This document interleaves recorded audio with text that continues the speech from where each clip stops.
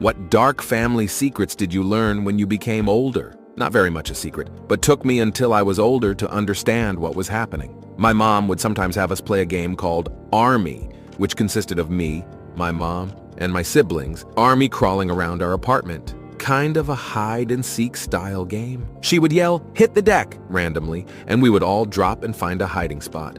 We would giggle and giggle while my mom army crawled around looking for us. We loved the game so much. I realized a few years ago, while retelling the story, that we lived in a really terrible neighborhood, and she would yell it out when she heard gunshots outside the building. I'm assuming she was worried about stray bullets.